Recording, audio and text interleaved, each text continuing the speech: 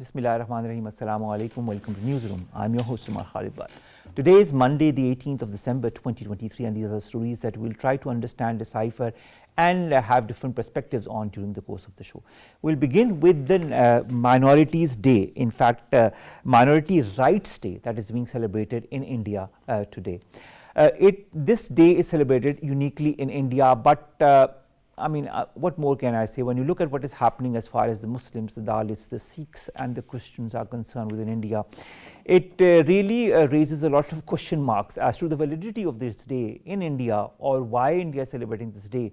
With all that is happening, whether it be the basic rights of the minorities, whether it be the barbarities that are being perpetrated on the minorities, whether it be the complete denial of the daily rights to all of these people in India that call themselves Indians. This day, in my point of view, should not be celebrated in India, because India has lost the right to call itself a country that celebrates pluralism.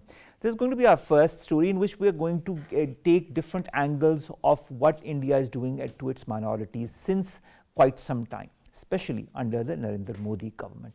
Then we are going to talk about Palestine, another sore thumb as far as human rights is concerned. Nearly with 19,000 people, ladies and gentlemen, a huge figure, but for too many in the world, this figure seems to be without any consequence whatsoever, because despite whatever Antonio Guterres might say or might do or might highlight or invoke Article 99, the fact remains that the world or the powers that be are not budging to stop Israel from continuing its barbarities. Every day we hear of children, women and the elderly being killed. Every day we hear of people being displaced. Every day we hear of more and more hospitals being bombarded, or people being denied their right to get regular medical facilities or water or food. I can go on and on, but we will highlight this in our second story in detail in a few minutes' time. Then we are going to talk about our caretaker Prime Minister, Anwar al-Haq Sahab, who has left for Kuwait to condole with the demise of Amir Sheikh Nawaf, who passed away.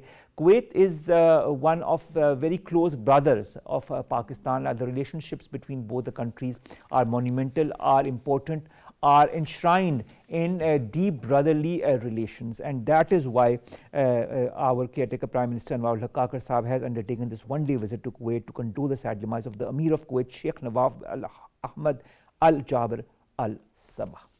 Then we are going to talk about North Korea, that is test fire its most advanced ICBM. The missile has the potential to cover the entire United States, says Japan. So of course the condemnations have come from Japan, they have come from South Korea, and they have come from the other countries as well. What is the importance of all these missile tests that North Korea is doing? What does it want to achieve? We'll try to highlight some aspects of that in our last story. Let's begin with our first, and that concerns the Minority Rights Day that is being celebrated across India today, that is the 18th of December. I'd like to quote what one of the media outlets in India has been highlighting since this morning. It says Minority Rights Day is celebrated every year on the 18th of December in India to safeguard the constitutionally guaranteed rights of religious minorities in the countries. What a sham.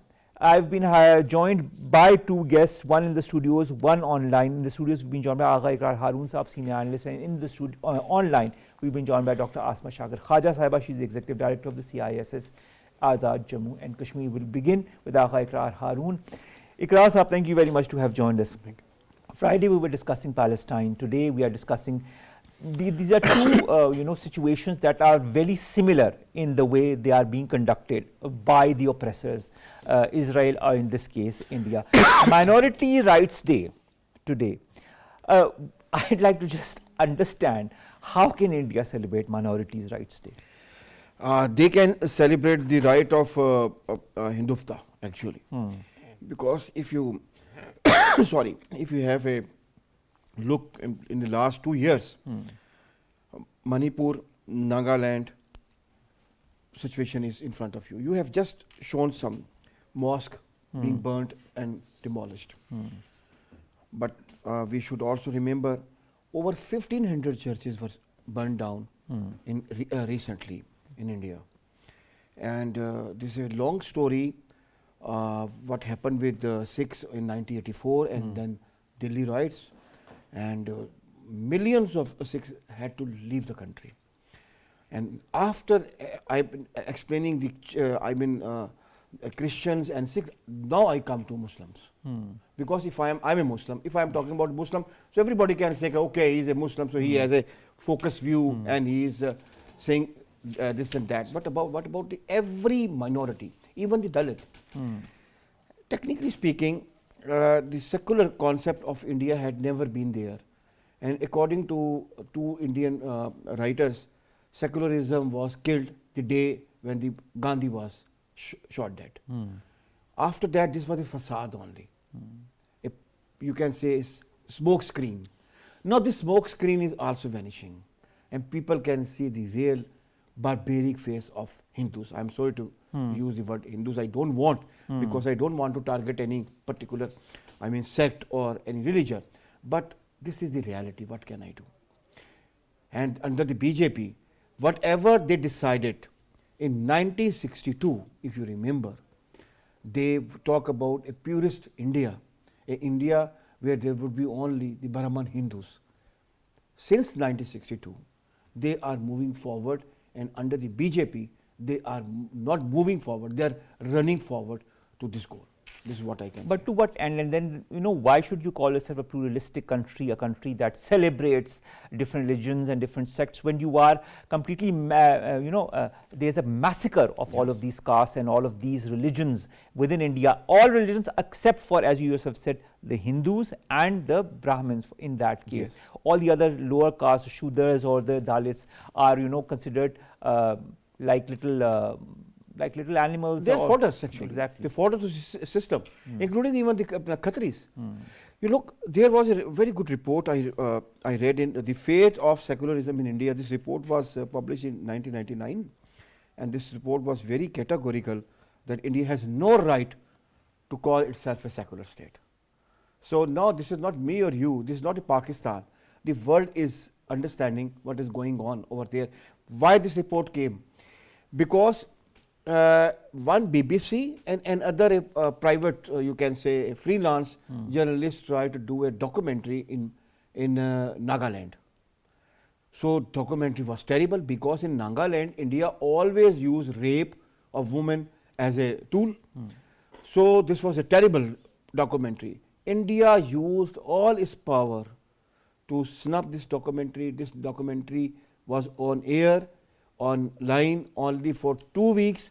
After that, it was totally dropped from cyber world, and no television channel except BBC, some of the clips, used that documentary. So you can understand that a country who is not ready to provide a chance to the foreigners to do a documentary in their country about the, using the rape as a tool against minorities. So this is the real face of India. Look, Omar, our problem is very unfortunate. We always think and talk about India with a Muslim goggles. No, this is not the only Muslim issue.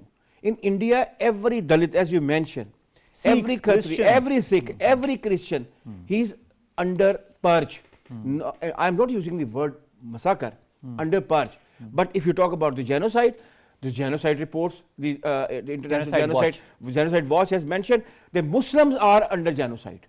So Muslims are under genocide, others are under purge. There is no place left for anybody else unless you are a Brahman, white Hindu. Well, that shows the real face of India. The world knows the real face of India, but it's just that it is becoming more and more apparent with every passing day. Dr. Asma Shakir Khuwaja Sahib, Executive Director, CISS, Azad Jammu and Kashmir. Thank you very much to have joined us online.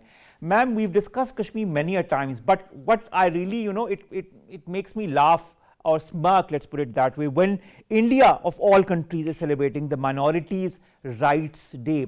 I was talking to Agha Iqrar Haroon, and he was of course highlighting Manipur, Nagaland, Babri Masjid, 1500 churches that have been destroyed, so many mosques that have been burnt as well, and then denial of basic human rights to any of the other sects apart from the Brahmins or the Hindus.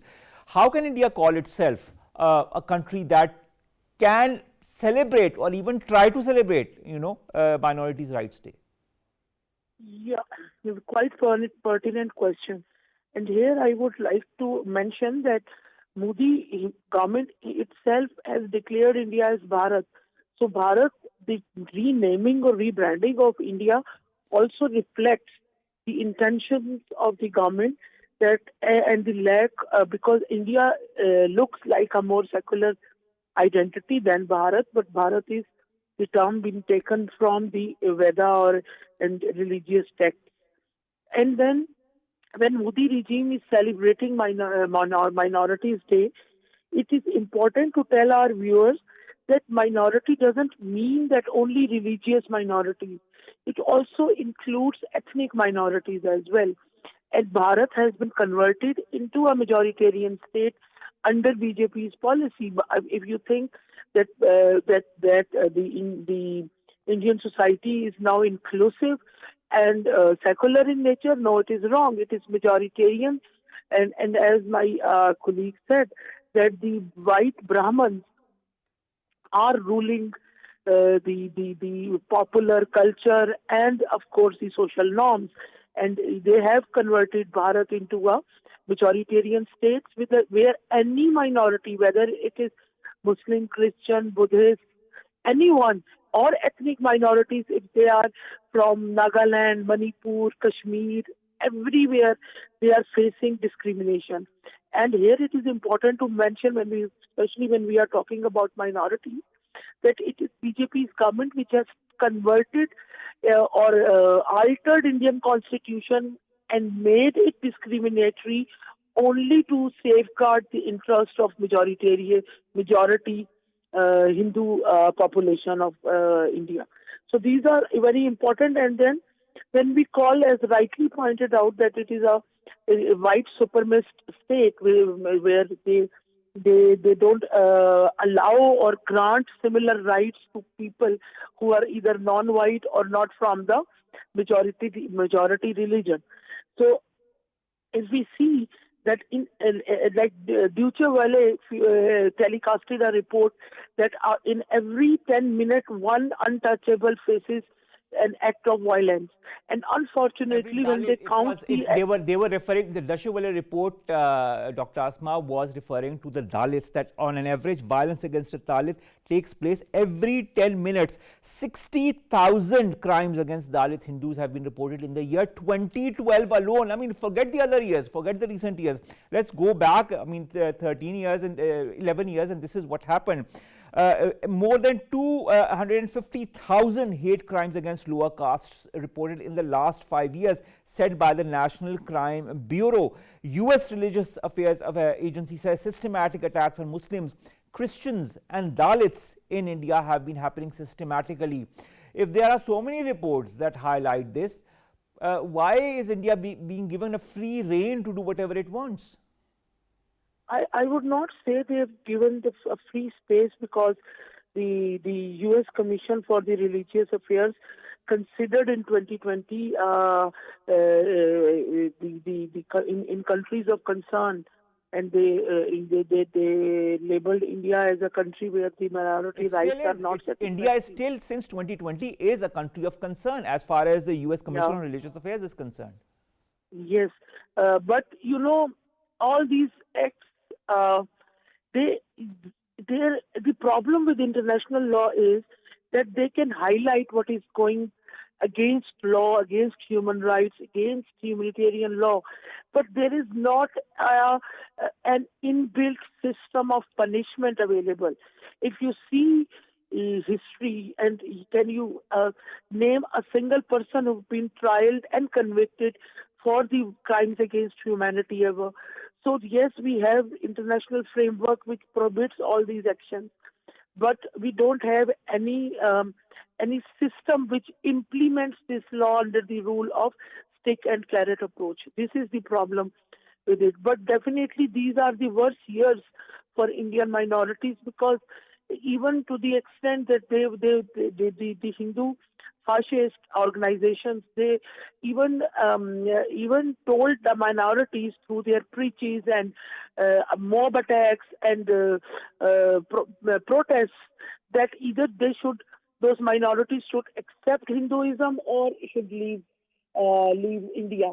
And if when we see Hindu Vedas, they also say that like the Hindutva goons, they believe that the only Hindus have right to live in India. Other all religions are either imported and they don't belong to the Indian soil, and that is why they don't have any right flourish or exist there. So this is the like when we talking about the rights of minority, we have to see that how a larger cultural fabric accepts minorities, and unfortunately, this concept of Hindutva, they don't entertain or consider minorities as the equal right citizen, and that is why if you see that this BJP regime in Assam, they ask that all Muslim Bangladeshis who are living there for more than 60 years, they should leave that space and go back to Bangladesh. And the same rule was not applied on Hindu Bengalis or Bangladeshis. So this is the height of, I would say, the discrimination and ruthless persuasion of religious or radical interests that Modi government is playing. And if we see here, we can talk about Kashmir as well, because Kashmir is the only Muslim majority state under Indian colonial rule.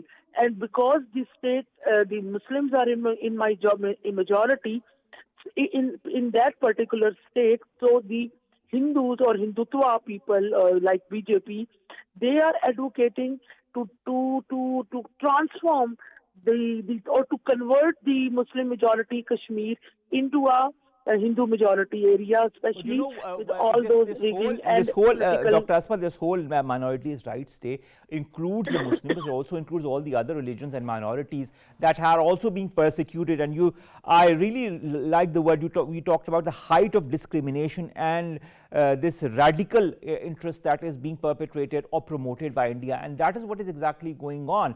And the world needs to really pay heed not only to this, but to two important, global phenomena that are happening as we speak here and in Palestine as well. Thank you very much, Dr. Asma Shakir Khaja Sahiba, to have joined us all the way from Azad, Jammu and Kashmir. Coming back to you, Agha Iqrar, Haroon, I like the way she talked about Muslims, Azad, Jammu and Kashmir, Indian illegally occupied Jammu and Kashmir in this case as well. You talked about the BBC. You remember the BBC did a documentary on Narendra Modi and what happened as a consequence of it all. How BBC was persecuted not only in India but in the United Kingdom as well. Yes, and you remember nobody could out of the UK could watch this documentary even online for many days. Look, when she was talking, I have some points to discuss with you if you allow me. Please go ahead. Look, according to Indian journalists, and I'm talking about the mainstream media, not other one. They say they claim that under the BJP government, textbook from the class 5th to class 10, they are all being reproduced and rewritten. Gupta period is marginalized because Gupta period is a golden era of Buddhism. Mauryan period is always also marginalized, and even the Pala era period is almost out of their syllabus. I am not talking about the Muslims. Forget the Muslim. Whatever they are doing with the Muslim, we always talk. What they are doing with the other religion within their country, even the sects. Even the sects. I mean, these are this Dalit and Khatris, and these are the technically Shudras. Shudras are sects. They are totally rewriting their own history, and out of that history, what was the problem? Because problem was Ayodhya. Ayodhya first time in the history, Ayodhya became some important place, and that was the Gupta period. So they say Rama was born over there. Basically, Rama, according to Indian mythology, Hindu mythology, Rama was born many times, and he would born many times. He could not born for only once for all. So, according to the Mauryan history, Ayodhya came on the history pages first time, and that was the Gupta period, and that was the period of Buddhism. But now they want to change entire history. No, no, no, Ayodhya is very important since thousands years, even before the Gupta period, because Gupta period was the first century, last century of BC, in the first century of AD. So they are completely changing their own syllabus. They are throwing everybody out of their history who is not Brahma. So sometimes I feel it. I feel happy. But Agha, Iqrar, what is going to happen now that there is, as you say, a change as far as the education system is concerned, so that the coming generations only have a myopic point of view of what the Indian civilization stood for, and that Indian civilization needs to have a majority of Hinduism or Hindu-related literature and not the other literatures, whether it be Muslim or as you said, Buddhist or other literatures as well. This said, we also need to highlight, as you yourself said, you said 1,500 or 15,000 churches have been burnt in India alone. Yes. And let's not even count the mosques that have been burnt. Let's not, if you talk of Assam, of Manipur, Nagaland, you yourself talked about this. And the killing of hundreds of Christians, burning down of 600 villages in Kandhamal district of Odisha state as well. There are so many examples. If you start cutting those examples and you start citing those, we will take the whole program just on talking about how they have been persecuting the minorities. My question to you, and this is the last question that I'd like to understand from your perspective, is what is the responsibility of the developed world, the sane elements within the world, and what is the responsibility of the sane Indians that live within India? Now that we have elections that are happening in India in a couple of months' time, don't you feel it's the responsibility of all the voters, of all this Indians that have some kind of a notion of sanity within themselves to reject all elements that are perpetrating or promoting an India that is so far, far away from the truth and perpetrating atrocities on all the minorities possible? Very important question. Look, Omar, there are still sane vices, and these are the sane vices which provide us such data. They write, they talk. There are sane vices. But radicalization is so strong, the Hindu radicalization is so strong, nobody is taking the risk to be come out and talk like Arundhati Roy and other, because they are not living a normal life now. You ask me what should be the response of the developed world. Developed world should understand they are making a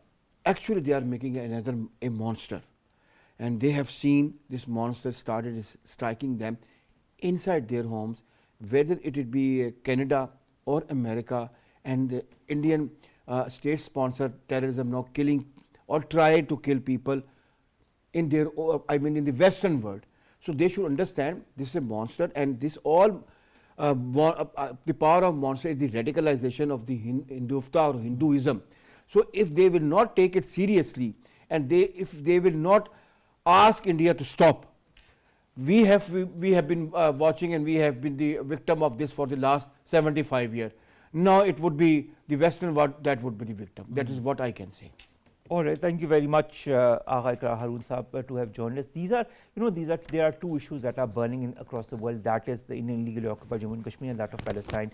And if the world gets together, sits together, and takes cognizant steps in order to take these two issues to their logical solutions, this is where things will move forward for a world that our future generations could live peacefully in. Our second story now concerns the second issue that is burning in the world right now, and that is the Israel-Palestine conflict. Today is day 73 of that. A lot of important developments have occurred, and to discuss that, we've been joined by Dr. Jamil Khan.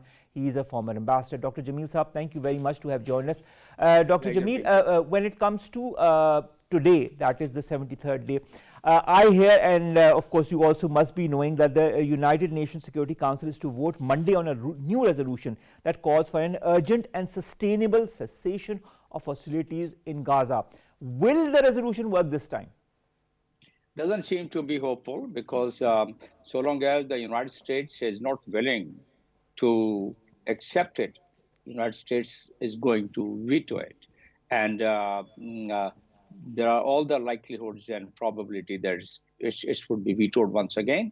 The resolution has been advanced and has been presented by the UAE, and the sustainable and long-lasting ceasefire, it doesn't go into the framework of the Israel, and Israel is being supported by the United States in a way that the United States is asking Israel time and again to protect the civilians, but is not stopping the operation, is not stopping or not asking to scale down the bombardment on the civilian population. Even last 24 hours, there has been so much of bombardment that 200 people have been killed around the surrounding and inside the hospital. A couple of points very quickly, I'll just try to mention it for your viewers, that Israel has laid down its condition. The PM of Israel has laid down its condition, and they said 3 goals before we cease fire. Number one is they want to have a success in their war, and second, they want to take over the security of Gaza, which has been announced by no one less than the Prime Minister of Israel. And the third one is complete elimination of Hamas. Now, that would mean that Hamas should accept that, okay, we are just keeping our hands up, you come, fire us, kill us, and then we are eliminated. You then later on do the ceasefire. So that is what is the simple interpretation of what 3 goals of the Prime Minister of Israel is. And then these conditions obviously cannot be acceptable. It's not really practical to be acceptable. John Austin, you're the Defense Minister of Defense Secretary of the United States is there. Is again the same rhetoric that protect the civilian. And if the recent past is of any example in front of us, then we have seen Blinken's visit, we have seen Jack Sullivan visit, we have seen even Joe Biden visit, and there was no scaling down of the bombardment or any let out in the operations. In addition, now what is happening now is the least United States could have pressurized Israel. And later on, you can ask me why United Nations is feeling helpless. I think we should also deliberate on that point. Veto power. I mean, there's no other explanation to that. That's it. Veto power is one.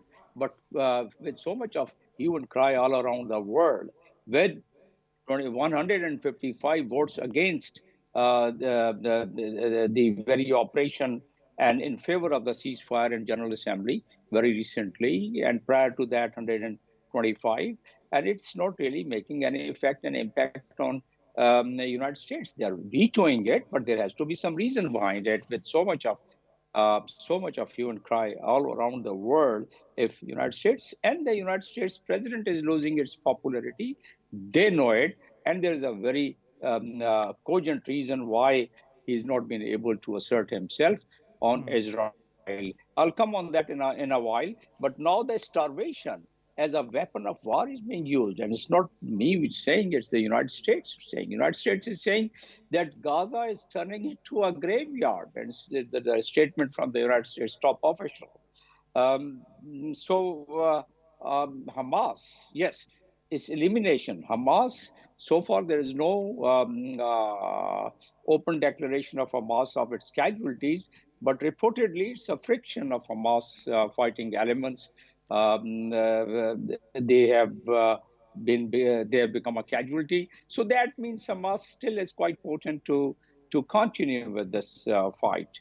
And for how long? But I feel, Dr. Saab, that Israel will continue fighting till the last Palestinian stands on his or her own 2 feet, saying that they are part of Hamas. This is the ultimate, end game as far as Israel is concerned. They want to eliminate Gaza from any trace of Palestinians, and then, they want to install all of the Israeli communities within Gaza and create a new community in Gaza, and then have control on Gaza, as you yourself said, that the Netanyahu has said that he wants to, gain military control on Gaza once this conflict ends. So therein lies the whole dichotomy and the question mark. Stay online with us. We've also been joined by Khurram Abbas, Director, ISSI. Khurram, thank you very much to have joined us.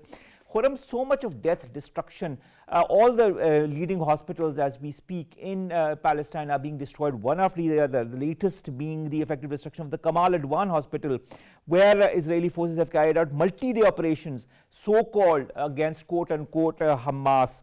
The WHO says that the Al-Shifa hospital has been reduced to a bloodbath after, especially whether it be the emergency department or the other departments, because of the operations by the Israeli forces.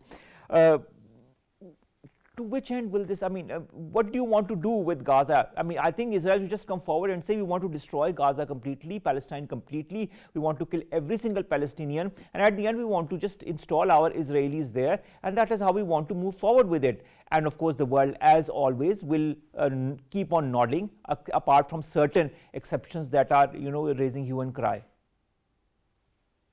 Well, thank you so much, Omar, for having me on the show.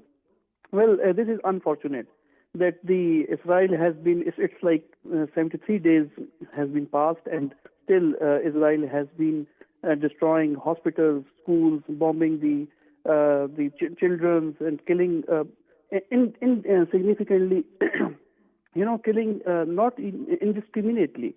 And if you read the Israel's defense strategy of 2020, it clearly says that they want to, they will kill indiscriminately and respond indiscriminately if any attack have ever been happened on the state of Israel. I want to point out a very important point here, Omar, that is about the domestic situation of Israel.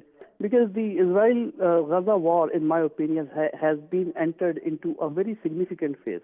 This has begun with the killing of 3 Israeli hostages recently, which has fueled the anger of Israeli civil society, political parties, and public at large.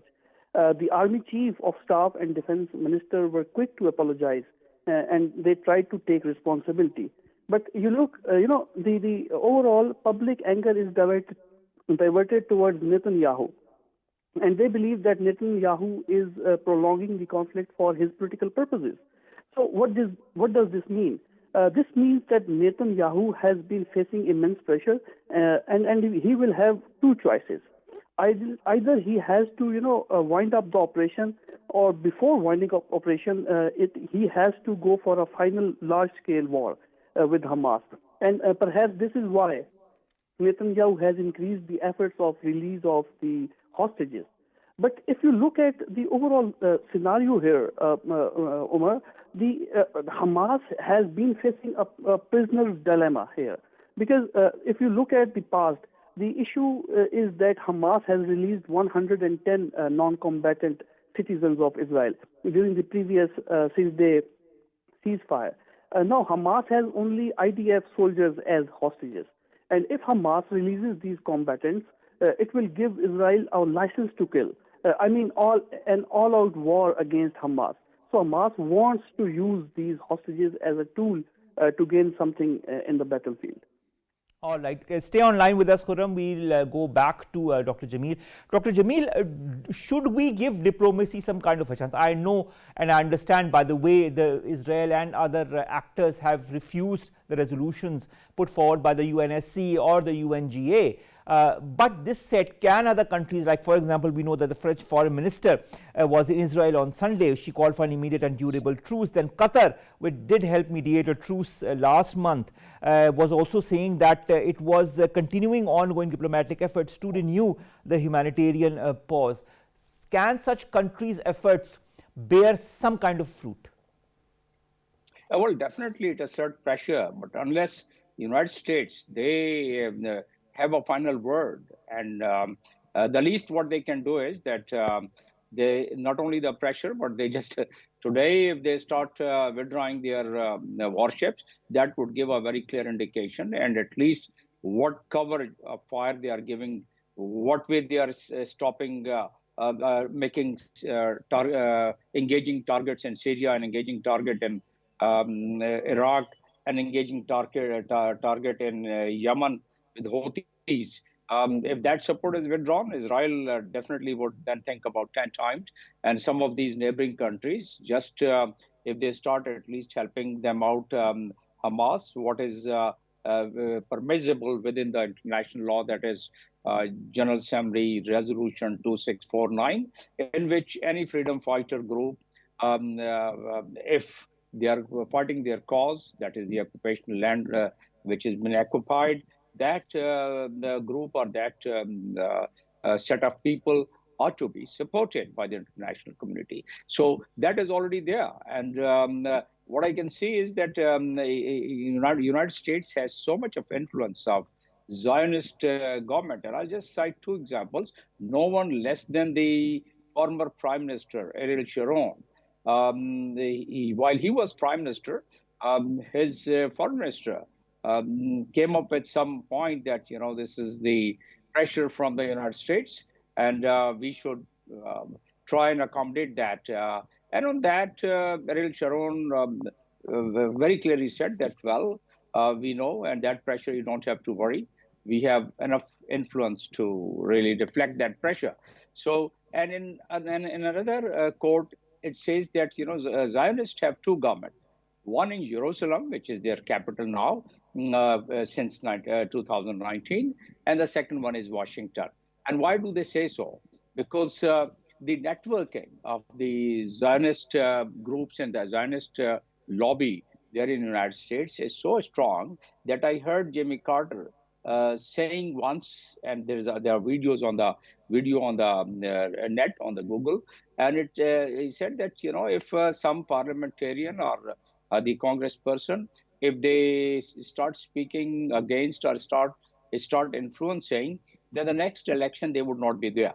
So that should give us sufficient idea as to how that pressures are asserted and why, at the cost of the popularity of the Biden government and Biden, the Democrats, the rating is going down.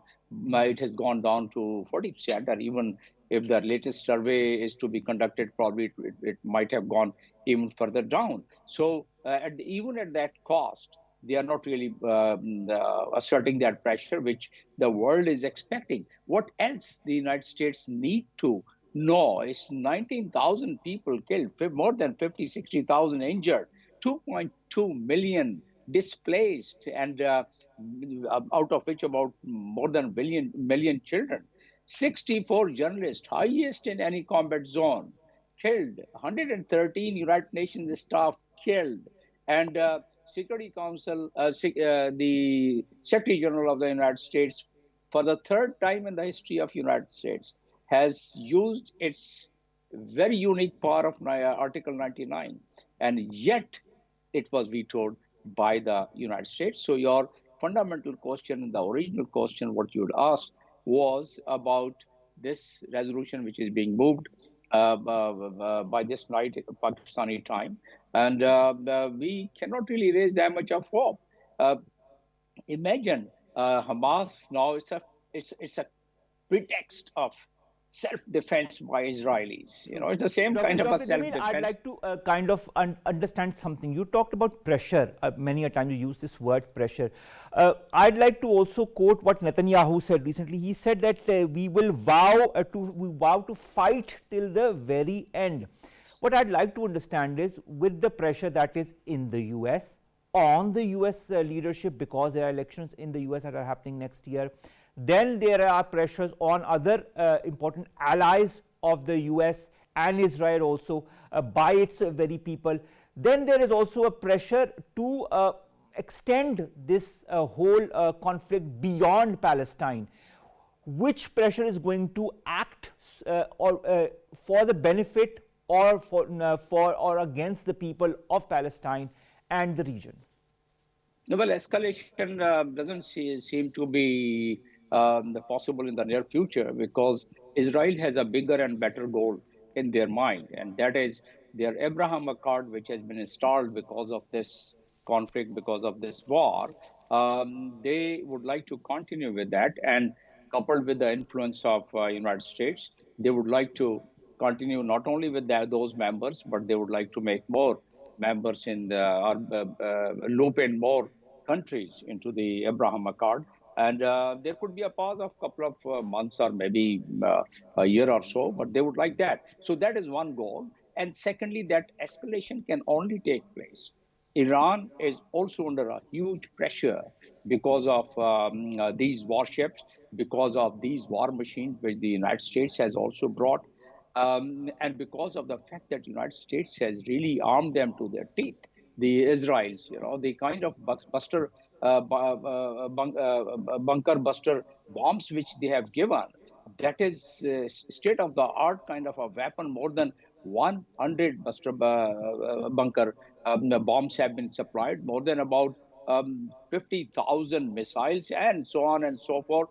So much of armament has been provided to Israel, and it has all flown from the airspace of the neighboring countries. So having that in mind, and then again, if you're talking about the influence of the Zionists in United States, there is no secret about it. Anyone who decides to contest an election, the Zionist of that area, the committee, they go to him and they ask, well, if you want to really win the election, this is the undertaking you have to give it to us, and rest of it, leave it to us, and we'll take care of Dr. your Jamil, last question. We are a bit short of time, but I'd like to understand your point of view as well. A new report by the Human Rights Watch says Israel has been using starvation as a weapon of war in Gaza. There are at least many pieces of evidence that point towards that. There's a lack of water, sanitation that also could become equally dangerous as this conflict continues. What is Israel's ultimate intention? Is it A, to displace the people, kill the people, but it is also to starve the people? So it's going to make the consequence of it that is going to be even more severe than what had happened to them after the Second World War. No, history has never witnessed that. There is starvation as a weapon of war, and they proved it. Basically, there were about 448 trucks supply every day in the strip of this Palestine. But then the last 2 months, except for those 4 days, they have not really allowed. What is happening today is that they do not have anything to eat, only pasta, which is left, and again, it's not even for enough for surviving, and also the rice. Nothing more than that. And even that is not sufficient for even 1/4 of the population over there. The water, there are 5,000 gallon water for the entire population over there. They can't even fill one bottle each in that. So that is, what else could be the starvation? And this is a complete war crime, and which falls under the ambit of the article of the ICC, article number 8 and 20. So that is totally, but the fact is, except for the South Africa and 4 more countries, no other country has followed the charter of the ICC and filed a case over there. I think the countries around Israel, with all these evidence, what we are discussing here, it's available, and they should start filing the case to the prosecutor of ICC today or tomorrow. They'll have to take up that matter, although that again influence would be asserted there. But at least you asked me about the diplomacy. Diplomacy is the name of consistency, and with consistency, multilateral diplomacy, they tried twice in the General Assembly, didn't work, and then Security Council, again multilateral, it's not working because of the veto power. But that doesn't mean the world should stop making their efforts. And there are the provision in the Charter of the United Nations, and those provisions could be at least moved as a resolution to be invoked, which has not been done so far because of the fear of the veto power of the United States. So I think I don't foresee that Israel, those 3 goals which I just narrated, without achieving those goals or going close to that goal. 85% of the people already displaced there. 90,000, 100,000 houses have been really razed to the ground, and rest of it is not really worth living Hospitals there. are in a non-functional state. Most of the hospitals cannot work properly Ambulance because are there are not not enough allowed to- facilities, because they have been destroyed. And the list goes on and on, Dr. Jamil. We can move on and go on and discuss, what has been happening. But the essential point here is, as you said, diplomacy is another name of consistency. This is what I'd like to look forward to, because what Antonio Guterres also said when his Article 99 was also crushed,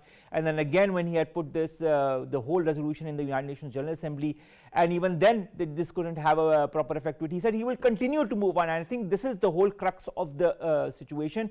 All those people or all those diplomats or all those dignitaries who can still have an effect on the future of this conflict should move forward and be consistent in order to find some kind of a solution to this issue that, as we speak, does not see any light at the end of the tunnel. Thank you very much, Dr. Jamil Khan Saab, former ambassador and foreign affairs analyst, to have joined us on this day 73 of the conflict between Israel and Palestine. And so much has been happening, and we all are hoping, all those who have a little ounce of humanity within themselves are hoping for a swift resolution of this issue and the two-state solution to be finally implemented, and Israel being put into the whole jurisdiction of all the war crimes that it has perpetrated. We look forward to that. Let's see if it happens.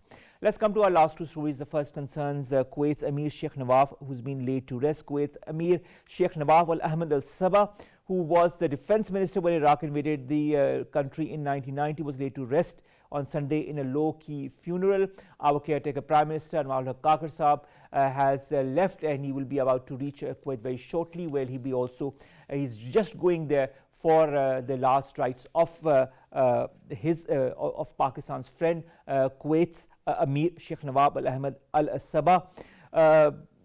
The fact is that Pakistan and Kuwait both are entrenched in deep brotherly relations. Both the countries have been there for the good and the bad for each other, and that is why our caretaker Prime Minister has left for Kuwait to show this very sign of brotherhood, of the fact that Pakistan has been and will continue to be side by side by Kuwait in the good and the bad times. Our deepest condolences on the demise of Kuwait's Emir Sheikh Nawaf al-Ahmad al-Sabah. Finally, ladies and gentlemen, North Korea has test-fired its most advanced ICBM with the US in range. Of course, that is going to flutter the United States, and we've seen the reaction that has come from South Korea. The reaction has also come from the Japan's defense ministry that says the ICBM had a potential range of more than 15,000 kilometers, which would cover all of the United States of America.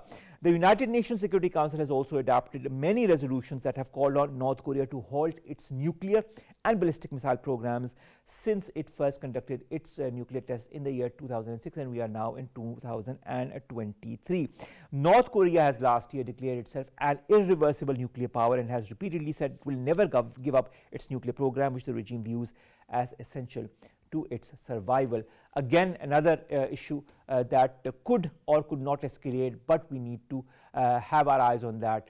But the first two issues that need to be that need to concern the world, and where the world needs to come together and find solutions to, is what is happening in Palestine and what is happening in illegally occupied Jammu and Kashmir.